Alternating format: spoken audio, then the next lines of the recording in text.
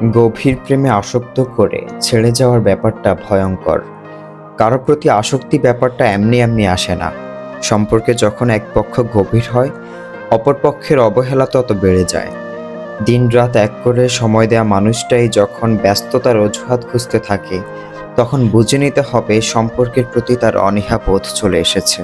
সম্পর্কে আসক্ত আর গভীর হওয়ার পর যখন এক পক্ষ তার আসল রূপ দেখায়, তখন এর যন্ত্রণা সহজে কাউকে বোঝানো যায় না। কত যত্ন এবং সময় দিয়ে একটি সম্পর্ককে গভীর করতে হয় তা সে কখনোই বুঝবে না, যার কাছে সম্পর্ক ছিল ঠিক ডাল ভাতের মতো। সবচেয়ে আশ্চর্যের ব্যাপার হচ্ছে, পৃথিবীতে এত মানুষ থাকতে যখন আপনি ঠিক একটা মানুষের প্রতি আসক্ত হয়ে যাবেন, তখন সে আপনাকে বুঝবে না।